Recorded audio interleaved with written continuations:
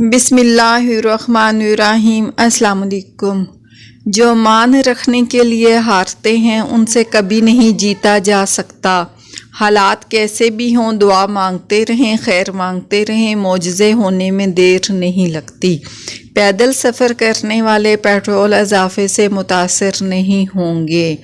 इस भागती हुई ज़िंदगी में अपनी ज़ात में कम अज़ कम इतना ठहराव पैदा करने की कोशिश ज़रूर करें कि आप नमाज सुकून से पढ़ सकें। बड़ा होना ज़रूरी नहीं, अपने पाँव पर खड़ा होना ज़रूरी है। और फिर ये भी हकीकत है, हम कुछ लोगों की ज़िंदगी में 12वें खिलाड़ी के तौर पर मौजूद होते हैं।